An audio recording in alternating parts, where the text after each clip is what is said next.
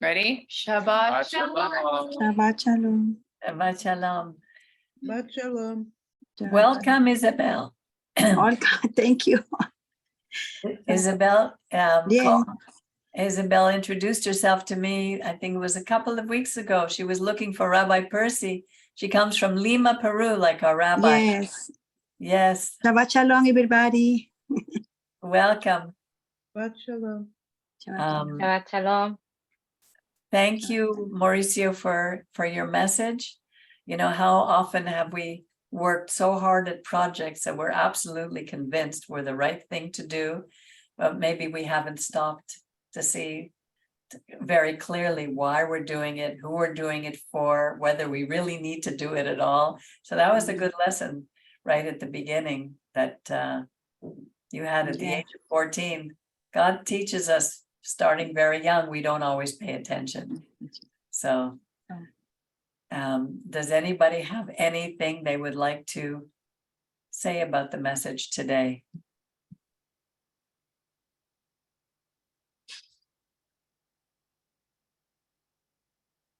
Well, first, I want to apologize because I couldn't be on time but my dad had an accident. He fell down and you know, he's 93 years old. Wow. So he's very fragile and now it was like, oh, I need first aids. And then I have to run and look for medicine and thanks God he's right now in very good, but I had to attend and this, of course, obviously, you know, I was thinking about this, why God on Shabbat, because I was thinking, okay, why you God always on Shabbat? I mean, always is almost all the time have something on Shabbat. You know, from Monday to from Sunday to Friday on 10 a.m. more or less I don't have nothing. I mean I'm working, I'm doing something, but I'm not rushing. But it's like on Shabbat there is like all the conjunctions of planets and the stars come together and they put together in order to try to break to take my piece out and you know well, we were blessed, Mauricio, because Matthew was here and he was able to read, so I'm grateful. Yeah, thank you, Matthew, for saving. And you know, the point is that I was thinking about this portion in all this what is happening, because it's like you know, when we dig into our daily things and we are not really on the river, okay, we are living trying to make a pool just to say my pool is better than the river. It's like all these things happened and this is very sad, because as I mentioned at the beginning when I was a kid, it's just that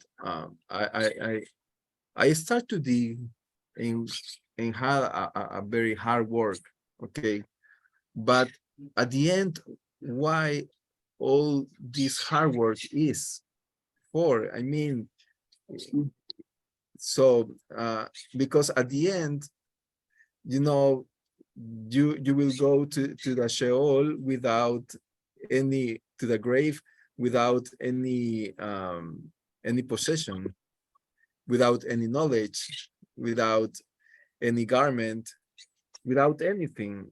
And so what I'm living for, that is a very deep question. And in this question I was making today. So and I was thinking just inside of me, while I went to my dad's house, just came to my mind. We live by the commandments. We live by doing the mitzvot. And one of the mitzvot is honor your father.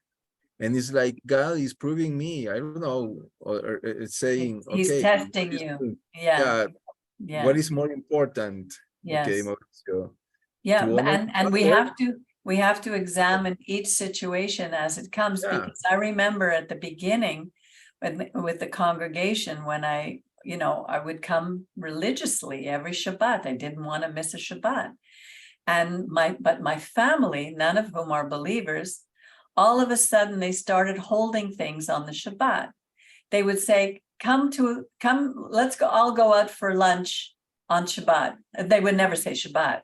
They would all decide to go for lunch. And then when I said, I can't go because I'm going to this, oh, you choose the congregation over us. See, that was like always this digging. So we really have to examine each situation for what it is. And of course, you have to honor your father, and you have to take care of him. Yeah, and but this is all like a balance, okay? Yes. Honestly, because it's like, okay, what do I have to do? What is right? And this is a constant question Constant. with all days, every moment of our lives. Yes, I'm sorry, because it reminded me of something that came up this week. It's so easy. Every minute we have a choice to make. I bought a backup battery for my computer because we were having electrical surges, because our electricity went off. And if I was on Shabbat, I didn't want us to lose the Zoom. So I bought a backup. And then I turned the thing over, and I forgot the wire inside the front. So the USB cord was pushed all the way in, and it was I broke it, and I didn't know what to do. So I called the company. First, I called Amazon. That's where I bought it. And I texted them. I wrote to them and I said, how can I fix this? And they said, well, you cannot return a battery. We won't take it back. But if you want, we'll refund you the money. But I knew that I had caused it, so I didn't feel right. And I mentioned it to someone. They said, Amazon will give you money. They don't even question it. You can take the money. And then I decided to call the company. So I called the company who made it, and it was under warranty. And I told them the truth of what had happened. And they're sending me a new machine, and they're sending me a label to send back the old machine. So if I had been living in the world, not only could I have gotten a new machine, but at the same time, I could have had Amazon refund me the money, and I'd have a new machine for free. Now, we always have to make a choice, because God is always watching. There's always God watching, even if nobody else sees what's happening. So what you're saying is really, really right. We're constantly having to check our heart. In the portion of Matot Masei, we read about the 40 journeys they made as a nation. Yeah, all the different stages, the journeys. Yes. Yeah, journeys. And this is about our lives. I mean, exactly. We are living like this. And when we read about Israel, we look that Israel was not perfect. Israel was not to be chosen people doesn't mean to be perfect. Okay. So, and God, even with our mistakes, He loves us. And so it's so deep, this message, because it's like, because in Jeremiah, what he's saying, okay, hey, Israel, you are making a lot of mistakes, but you have two mistakes that are very, very great. One is that you leave me as your God and go through other. In the other, you said, oh, I want to create my own river. but you don't have power because yes, you can dig, but no, there is no fountain of living water there. Exactly. Okay, and if you try to well, I believe Matthew knows more about this because you are a constructor, right? So it's like putting water inside this without any material that Well, seals. imagine Yeah. if the ark, the little ark that Moses was put in, if they didn't put pitch, it would have sunk. You have to line it. So it's like, and this is what the world wants. We want to build pools, very precious. I thought Yeah. your description was so good, like when you were 14 and you built the cistern right by the river, because it shows how futile the ways of the world are. It's like, oh, here's this thing that we just discovered and created. Live this way. And it's so futile. It won't ever lead anywhere. And then right beside it is the living water. It's Yeah, and comical. you don't need it. Yeah, and the most important thing is that we never need to build a pool. We just need to enjoy the river, you know. So and this is what happened today. God wants that we enjoy the life that He brings to all of us, but we rather to build our own cisterns. And the problem is that our cisterns are without any material that can hold the water inside. You know, I was thinking of exactly that this week, and I started to write about it, how there are all these different systems in the world that have been created by man. And then there's God's system, the one He wants for us. And our systems have become so complicated that they're choking us, like the legal system. God's system is simple. I give you 10 commandments. The legal system has become so complicated and filled with precedences and different areas. The medical system, the health system, whereas God tells us, you want to be healthy, you want to be, just follow my commandments. I will keep you healthy. I kept you 40 years in the desert and your shoes didn't wear out.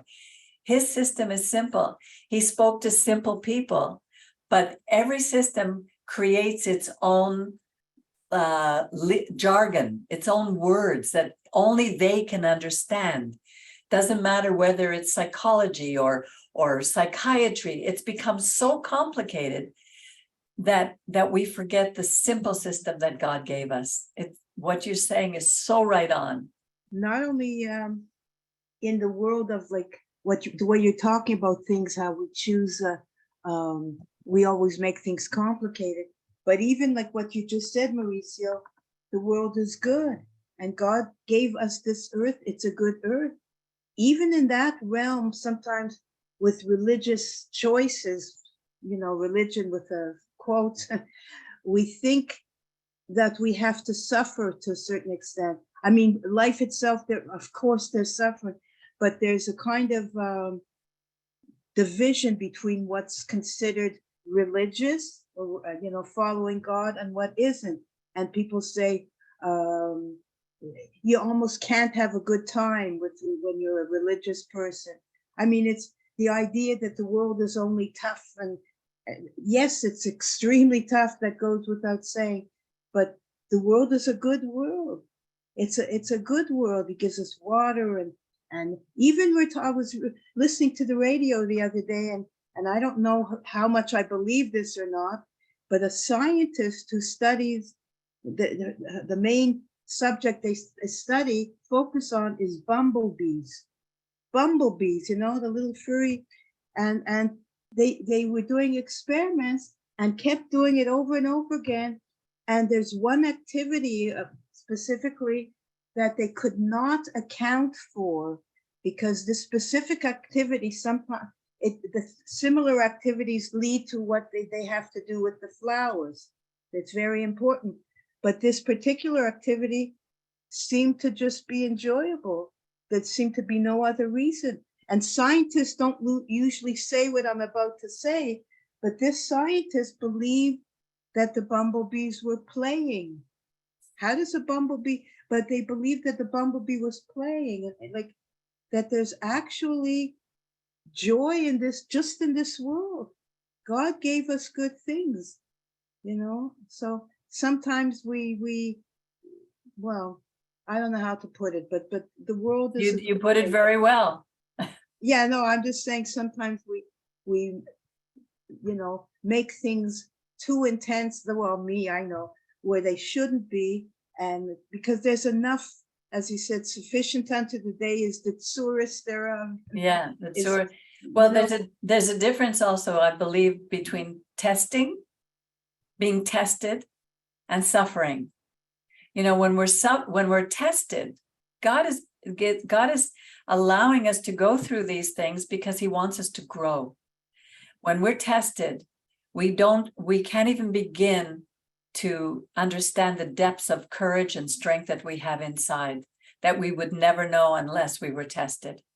And then there's suffering, and suffering, I think, is almost misinterpreted. Yeah, we're going to suffer, but when we make suffering the focus of everything, and we don't look at it as if we're saying, okay, why am I suffering? What is this really all about? And it's almost like we're not trusting. We're not trusting that God has tested us and is continuing to test us. We're going to go through things in our lives that we never thought we would be able to make it through. Because I know what it's like to lie on a bench outside and not want to wake up, just to not want to live another day. And but there was always some little voice inside that just said, keep going, keep going. That's the secret. You keep going and learn how to trust him through all the times of this testing that we're going through. Yes, and think about what you are saying is like our Torah says in this portion, in Bamidbar 33, verse 55, it says that if we don't take out all these persons who lives in Canaan, right, then they will become to us like a nail in our eyes. Okay, so I don't know if there any more sensitive organ in our body than our eyes. Yeah. Our eyes are so sensitive. Imagine if we get a little speck of dust, we're like tearing. Yeah. And we are crying. Yeah. Oh, I cannot see. Yeah. But a nail, imagine, I cannot imagine how that is really suffering. Yeah. Okay. But the point is about taking out all these people from the land, or is about obedience to God. Exactly. Okay, so we don't have to take to lose the point. The point is to obey God. Exactly. And we in order is to take all these people out. And why we have to take all these people out? Yeah. And this is written years before. I can remember, I think it's in Genesis 15 when God told to Abraham about this land, and he said, oh, your people will go for generations like slaves. Okay, they would become slaves. But it says on Genesis 15 verse 16, it says, but in the fourth generation they shall come back here again. The iniquity for the Amori, which are the Amorites, is not yet full. So the land is of Israel is not about is not a heritage, I would say. It's a merit. Okay. And the point is that God gave this land to the Amorites. He allowed them to live there. and then his iniquity went to the sky, and then God says, oh, it's impossible that these people live here. Yes. But if we read later in that it's you know, when I read this, and for me it's so interesting that also Yehoshua say the very same words as in this portion. Yehoshua in chapter 23 verse 12 and 13 says, else if ye do in any wise turn back and have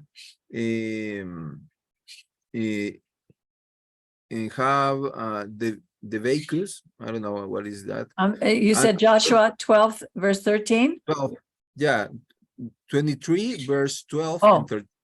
Okay, so let me check. Joshua If I- 23. Yeah, Joshua 23 Yeah. verse 12 and verse 13. Okay, I'm gonna check for another Else you should, if you should at all turn back to attach yourself to the remnant of those nations, those who remain among you, and shall make marriages with them and go into them, and they like you, know for a certainty that the Lord your God will no more drive out any of these nations from before you, but they shall be snares and traps to you, scourges in your sides and thorns in your eyes, until you perish from this good land which the Lord your God has given you. Wow.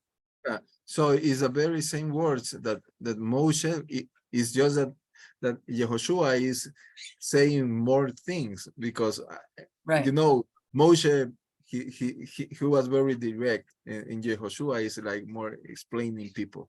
Yeah, he's But more like a Mauricio.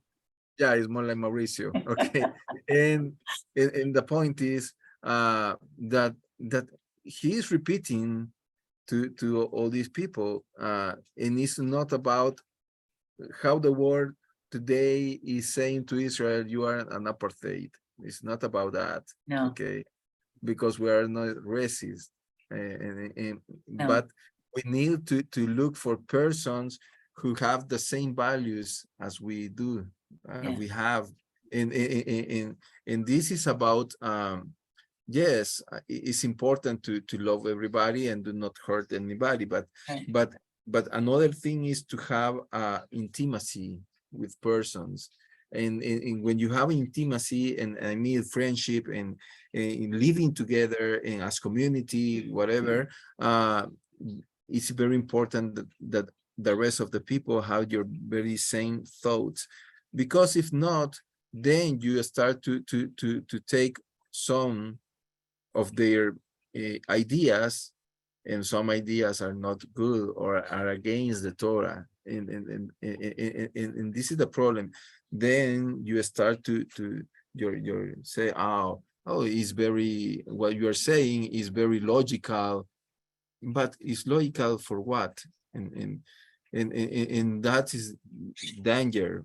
Okay, and it's not about it's God protecting us. Okay, and you know, for that reason, it's interesting that later also Ezekiel said the very same words in Ezekiel 28 verse 24. Okay, and this is about a prophecy in the future, when he will gather Israel again into the land. Okay, And there shall be no more a pricking briar to the house of Israel, nor any painful thorn among all those around them who despise them, and they shall know that I am the Lord God.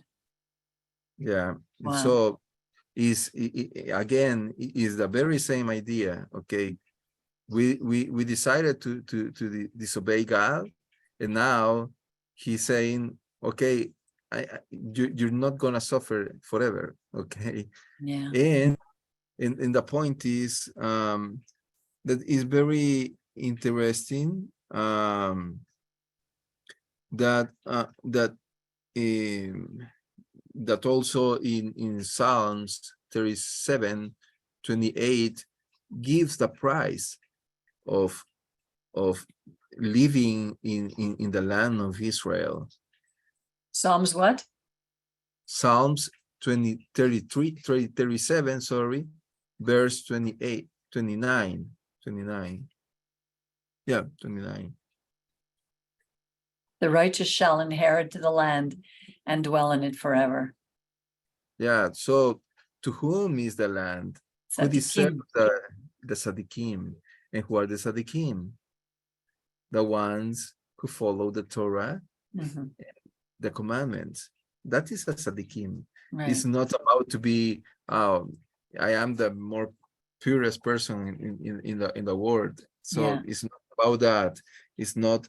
It's about to follow the Torah. That That's is exactly what it says in the next couple of verses. The mouth of the righteous speak wisdom, and his tongue speak of justice. The Torah of his God is in his heart, and none of his steps shall falter. It's amazing how it's just so simple. It's not easy, but it's simple. Yeah, Yeah. and when I look into what's happening in Israel today, especially through eyes of friends of mine who are Israeli, living here, it doesn't matter where is the Israelis live in the world, they're always attached to the land. It's like they don't want to go back because it's so hard to live there. I guess, you know, the more that is given, the more that is required of you. But you know, when they're looking in and they see the turmoil right now in Israel, there are no more, we don't have leaders, we don't have judges, we don't have, we have all King Sauls. You know, Netanyahu has become like a King Saul who's trying to please everybody, all the nations. And, you know, then we wonder why everything is going wrong. Because we're just, as you say, building cisterns, we're not looking into the Torah. So the question is coming the expulsion of Israelis from the land?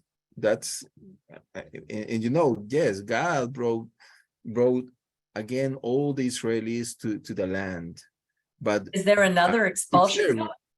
no, I mean, it's like it's very clear that the Torah, because if Yeah. we read, and that is something that I have been thinking about. Okay, it says in Jeremiah chapter 2, verse I think it's from 6 to 8.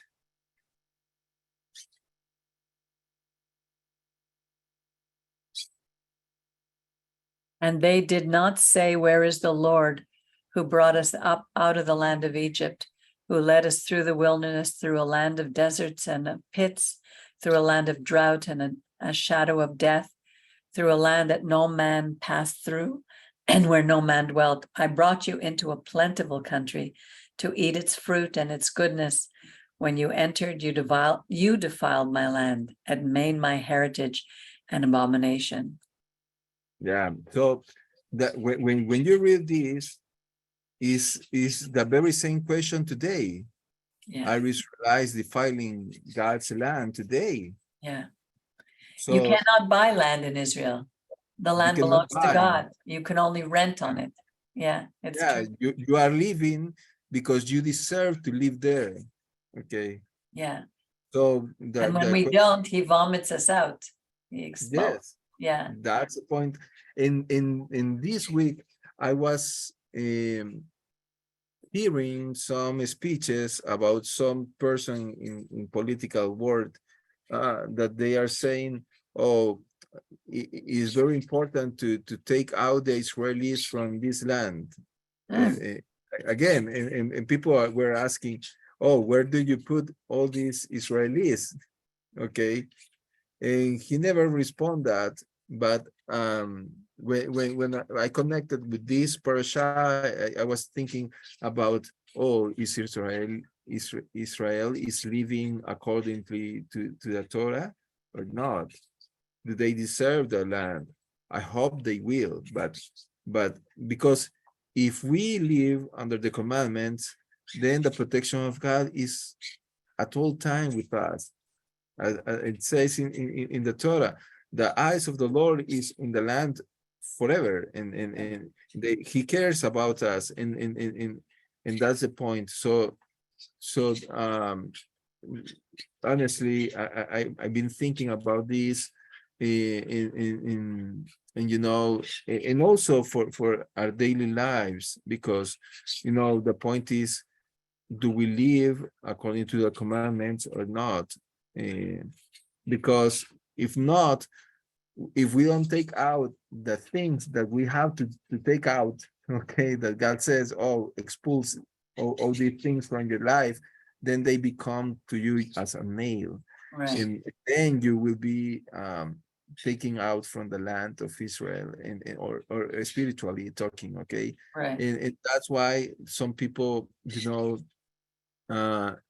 I've seen many people that used to be religious, and they live for any reason. I don't know what the reason, but today are the more hatred person in the world, because it's like, you know, when you separate and you decide to say no more God in my life, Right. then you become the more miserable. And I remember this word from the Rabbi. He says, when you are believing in God, at least you have a hope, okay? But when there is no God in your life, then you are the more miserable person, because you have at least a few of hope in your life. Right.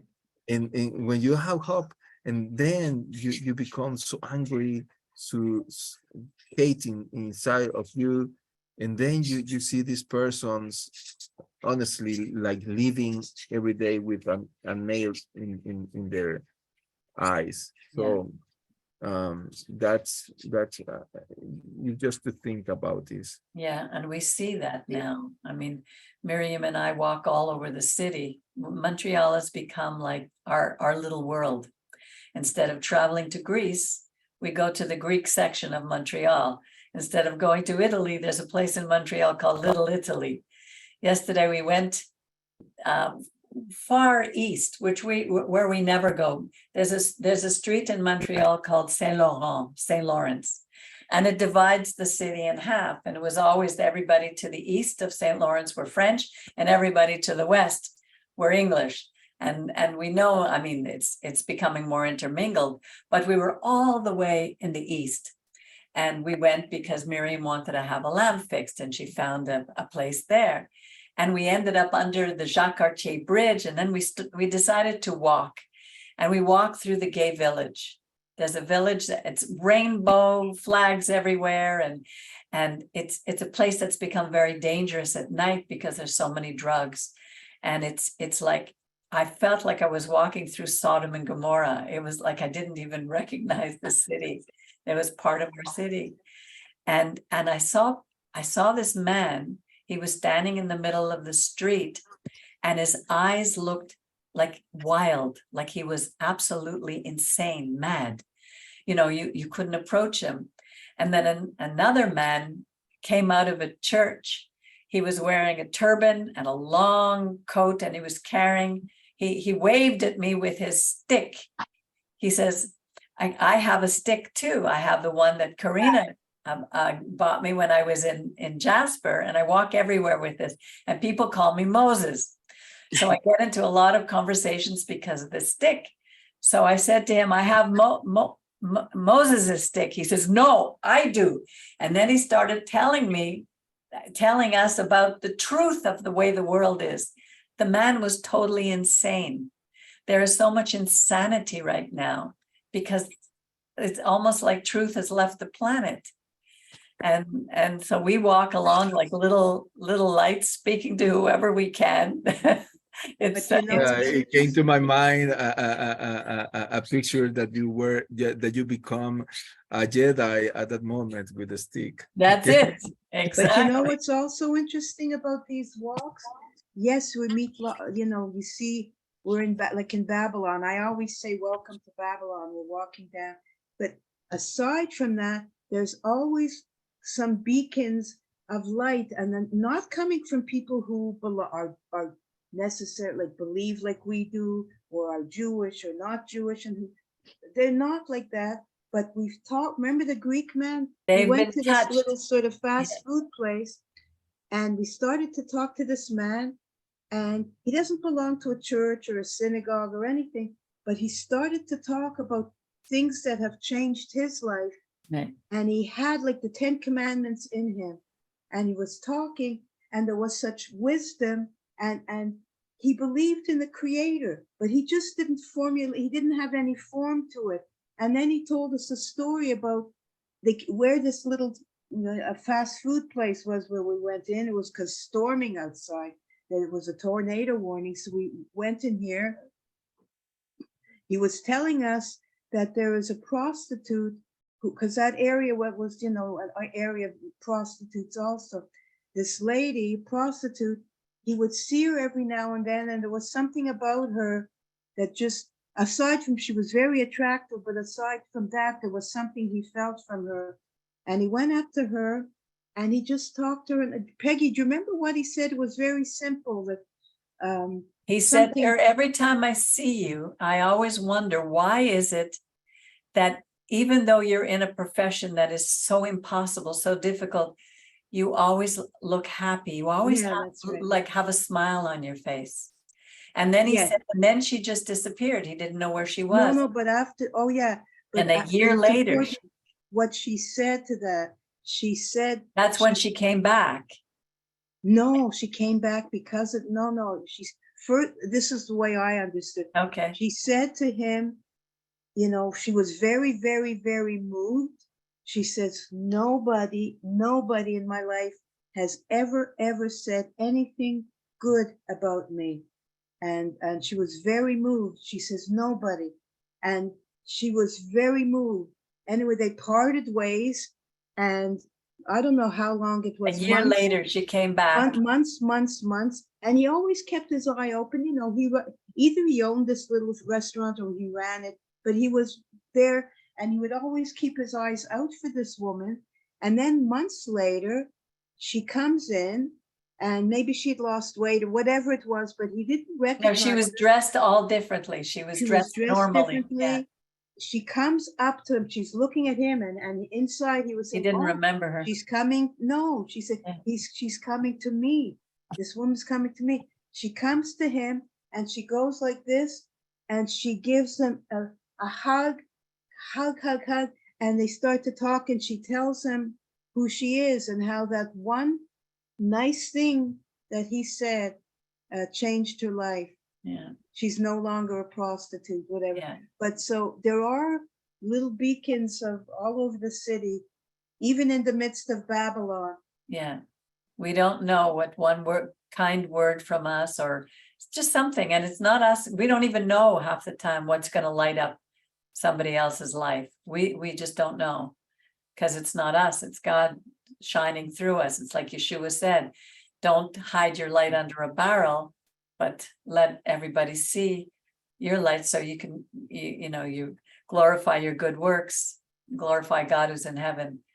And and how important is our decisions, how will they impact in the future generations that we don't know. No, we don't know. Probably today we see, oh, this is more convenient or not. Right. But the question is, oh, is that good? Is what God asked me to do? Sometimes I thinking about that. Is God is giving me this opportunity? Do I have to take it or not? Right. Because I'm afraid about making mistakes that I will never see. For example, like the ones Reuben and Issachar did. Okay. We rather to live in this place because it's much better than the land that God gave us. Okay. So 300 years later, the Assyrians came and they were disappeared. The first captive, yeah, the first captive. Yes. Or like what So- happened with King Saul, and you see that so much today, where it looks that King Saul was more humane than God because he didn't want to kill all the people in the land. He preferred to keep the best of the women, the best of the cattle, all, and God said, wipe them all out. It sounds horrible, but he said he didn't. And 500 years later, we ended up with Haman, who And tried yet we to have to destroy be all the Jews. careful. Remember Baruch Goldstein?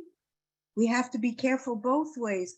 Remember how he killed, what did you remember the incident, Peggy? You remember it Yeah, but better. the difference between what Baruch Goldstein did, Baruch No, Goldstein but he went made a into the, mistake. I know. he went to the mosque and started killing a bunch of Arabs who were there. And the difference between Pinchas was that he killed our own to stop the plague among our own people. No, but the difference is we have to be also, you're right. Yeah, God but isn't calling very us to be discerning. fanatics. God's, they were, walking with God for 40 years, whatever. So, we have to be very discerning. Yeah. King Saul was just being blatantly disobedient. But he was warned. Yeah, Huh? but King Saul was warned. He knew what to do and he did. Exactly. But I'm And- saying the Goldstein really thought that he was doing God's work, but he wasn't. Saul didn't follow orders. But it's like what this, you said, Brian? What? What did you say, Brian? Saul didn't follow orders. When he said- Exactly, he wasn't obedient.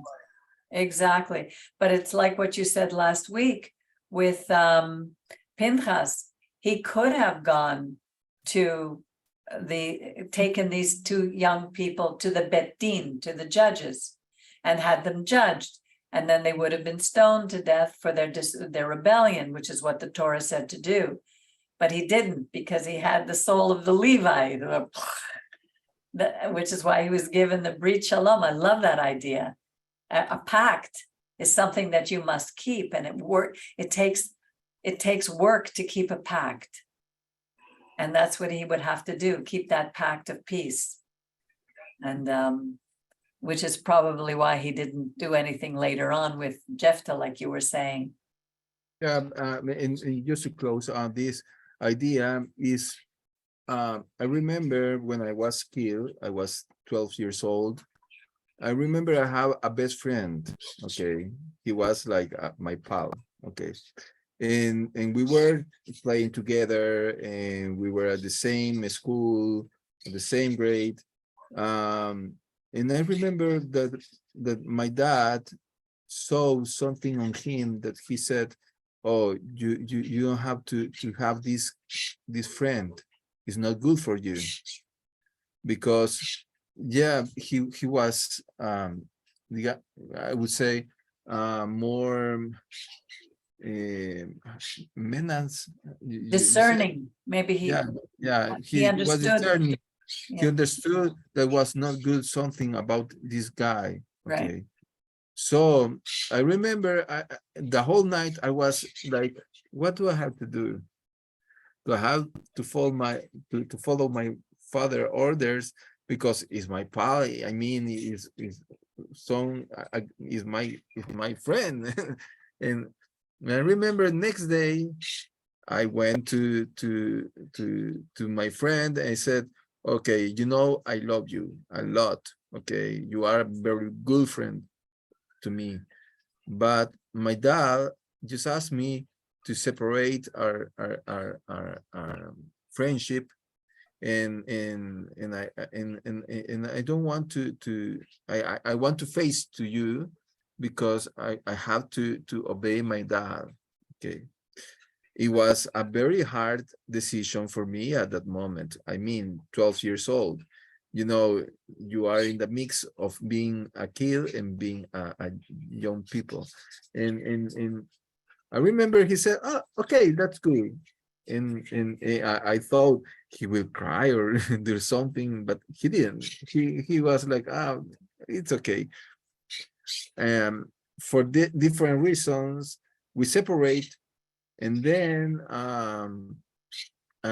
I can tell you that when I went to the university, I start to work and I start to do a lot of things in my life, and then he made a lot of mistakes, and then after I don't know 8 years later of my decision, he was in jail because he took a pistol and shoot a mayor's son.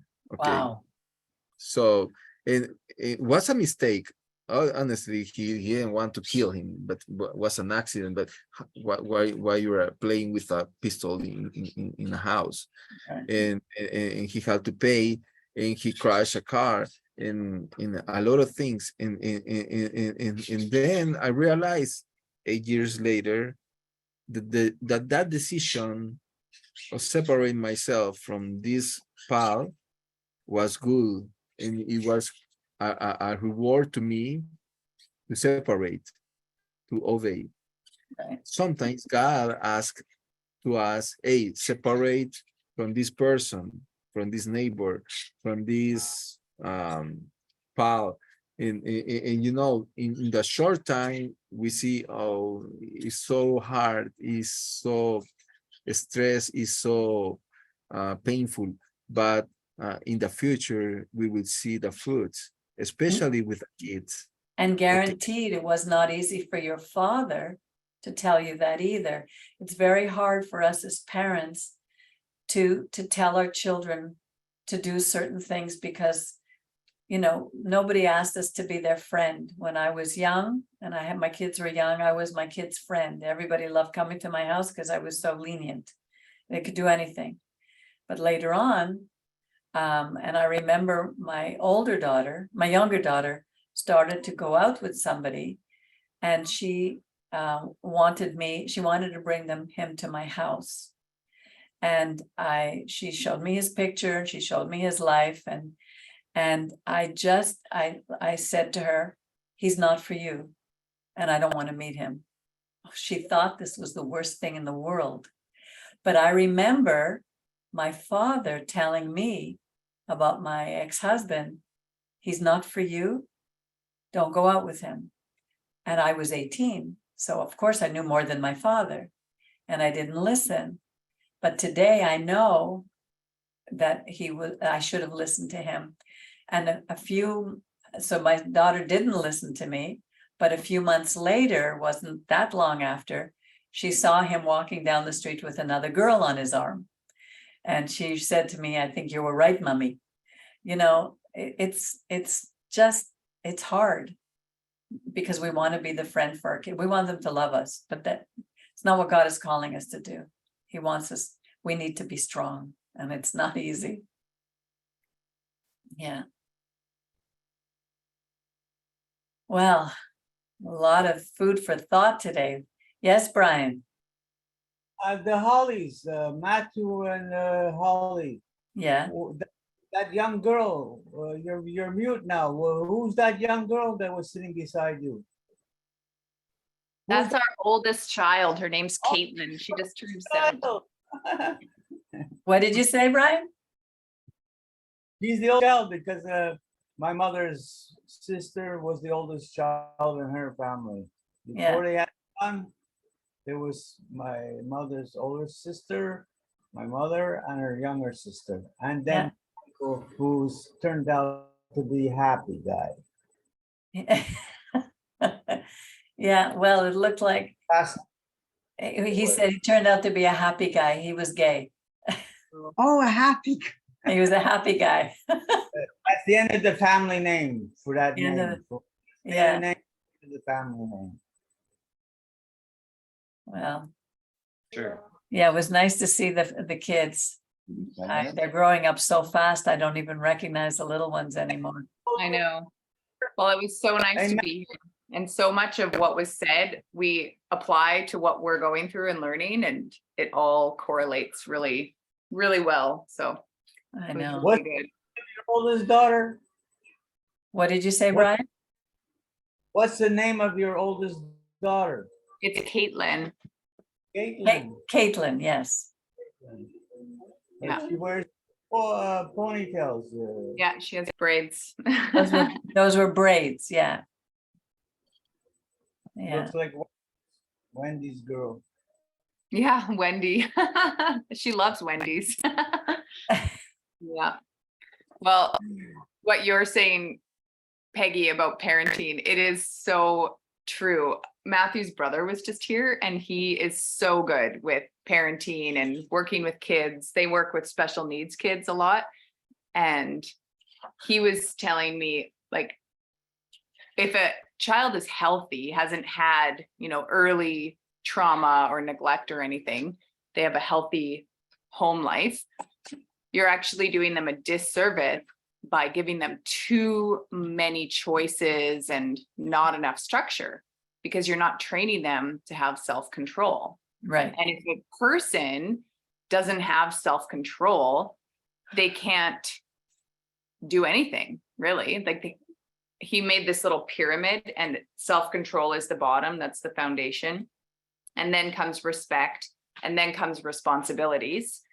And it was so helpful for me to just see it laid out that way. Like, and it goes for us too. If we can't be controlled in our bodies and our emotions and our words, then we can't be respectful of ourselves or of other people. And then we can't take care of our responsibilities. So it was just really helpful. He laid it out really, like, in a good basic way for us to understand, for our kids and for us. And, Mauricio, when you were talking about your dad and how it seems like he always needs help on the Shabbat, I was thinking it's balance. Like, we are given the words and the structure in which to operate, but then we're also given discernment, and we're given, God guides us and he's breathed life into us so that we have our own brain and choices. But it's within that structure, and it's always balancing both back and forth. So, And every system in the world wants it to give our control over to it. right. I'll control your health. I'll control your thoughts. I'll control Right. what you believe. They don't want Now us. there's this belief that, like, we are the ones that gets to say how we live and what we choose and everything, but it still has to be within that structure. I was talking with somebody a few months ago and I said, I feel like I have this system, and I picture it like these big metal gears that all have to fit together. And if a pebble gets stuck in there, the whole thing's going to jam. And she said, could you just throw the whole system out? So I was thinking about that a lot today as we were talking, because I was thinking, yeah, like, I've tried to create this system to run my household and my family and my life. And that's why it feels like it's going to jam and not work. I do need to throw the whole thing out. Just let it down, because there's actually something much better than a machine. Like, I just picture God's way, the living water. It's not a machine that can get jammed and stuck. It's living water. It flows. It's organic.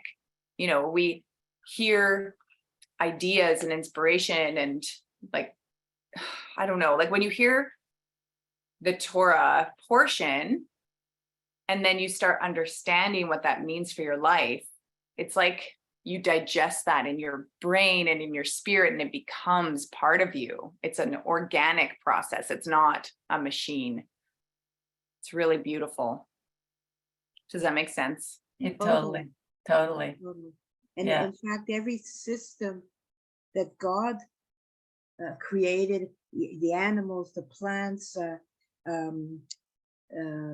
even atoms have a system, but a good system. It's organic, comes from God.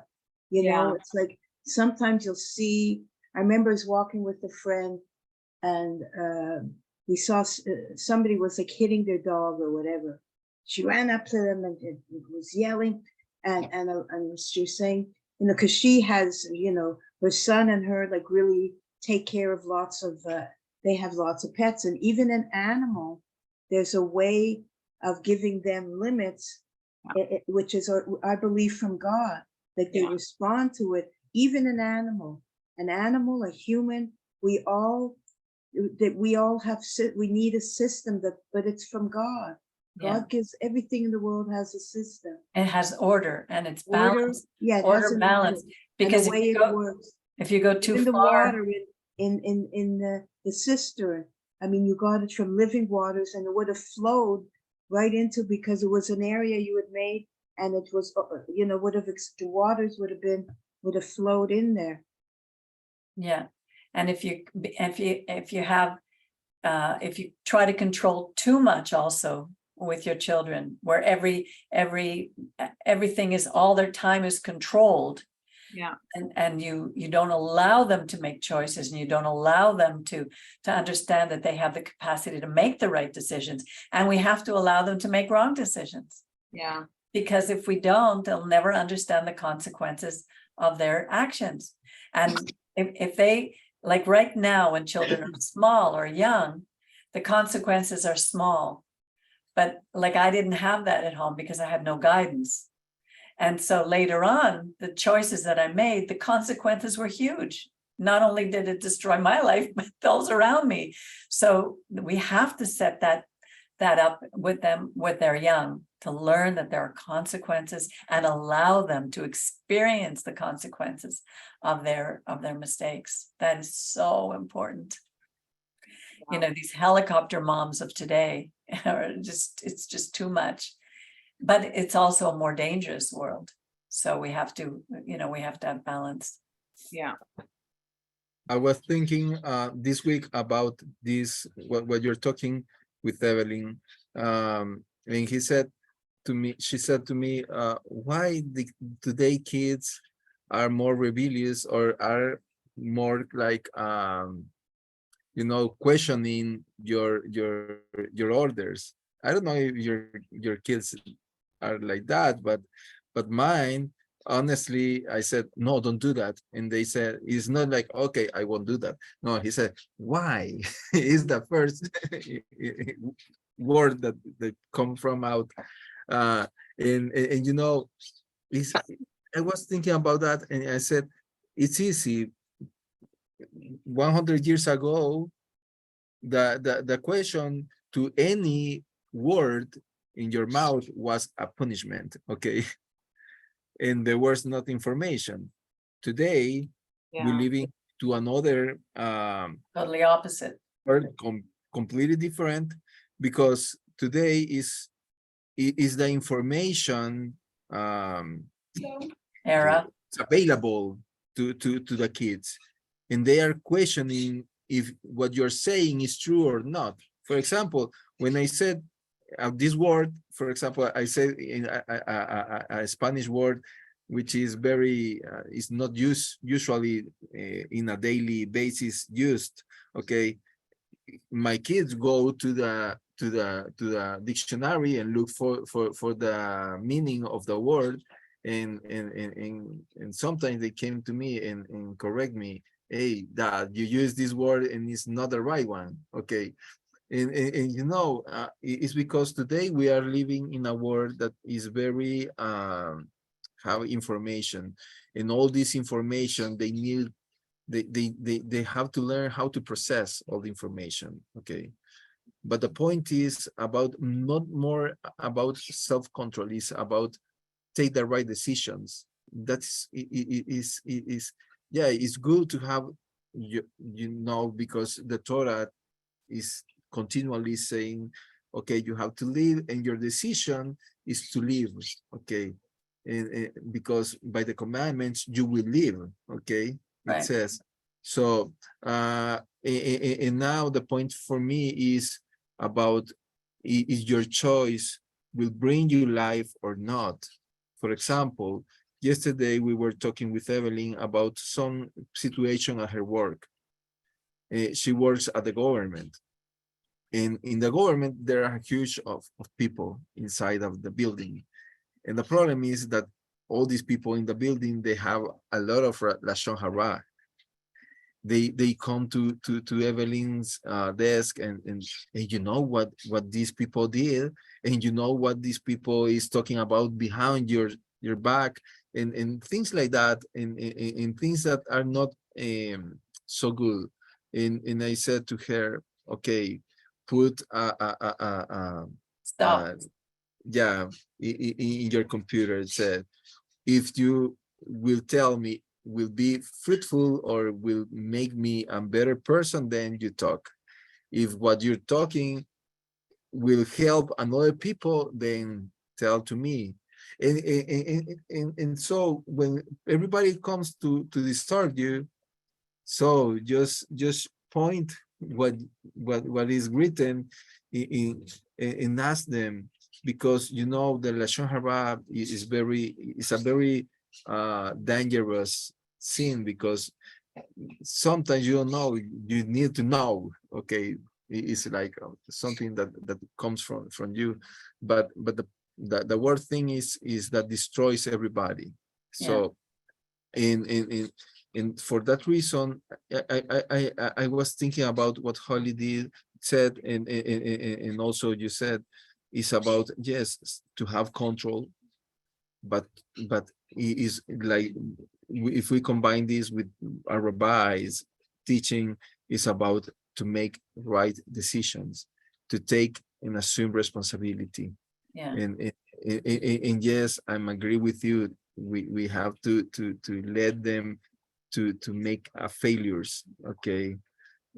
Because if they don't, they will never learn. Okay, if they never lose $20, they will never know how hard how painful it is to lose $20 and things like that. But it's better that they lose $20 than instead they lose $250,000. Okay, That's very true. Yeah. and so and you know, we are learning also to be parents. Honestly, I'm Yeah. learning, because and now you are learning to be a grandmother. Yes. Yeah. We Thank never God. know. Yeah. Yeah, And the other thing that I think that the Torah teaches us are the roles and positions. And when a leader was made a leader, he was anointed. The whole community knew that he was placed in a position and that he had a place of respect. And, you know, at the time of my parents, we learned to respect the father in the home, whether he deserved it or not. But it was the role of father. And it was usually the mother who would place him in that position, because if there's division in the home, it cannot stand. So when you have a family, like I know, I just heard somebody who said, we would not be allowed to eat until my father came home. We were sitting around the table. My mother cooked, she was home, and she made the dinner, and my father was almost placed on a pedestal before the children. So the children had respect for him. And when he spoke, he was given that place of honor.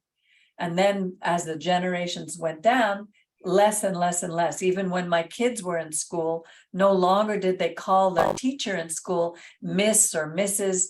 It was now they would call by their first name. When I hear, the first time I heard my granddaughter call her father by his first name, I almost fell over in my chair. It was so fast. What did you call your father? You know, like, he's your daddy. He's not Jonathan to you. But this generation, just like they've lost that. So we have to go back. We're going to have to find a way to bring that respect back into the home. Telling you. Anyway, this was wow, we have superhero there. He can fly. Just don't try it off the roof of the house, okay? You can fly on the couch, and that's the only place you're allowed to fly. You just gave him a wonderful idea, Peggy. Well, no, I said do not do that. I know, but he wouldn't have even thought of it had you not said anything. Well, you never know. It's okay. It's a warning, because you could break something and it would hurt. Ouch. Because the kids are so smart, they come up with their own ideas. So don't do that. Oh, yeah. Oh, boy, am I in trouble now. Ah. All right, everybody. Thank you for this time. It was a wonderful discussion. I love these Shabbat. One more superhero. Shabbat shalom. Shabbat shalom to everybody. Shalom. Sadi, Shabbat shalom. Shabbat Isabel, nice to shalom. meet Shabbat you. shalom. Shabbat shalom. Nice to meet you. Mildred, Shabbat Brian, shalom. Baruch, Work. Atid. We'll see you, God willing, next week. Have a wonderful, wonderful week. Okay, ciao. Shabbat shalom. Ciao, ciao.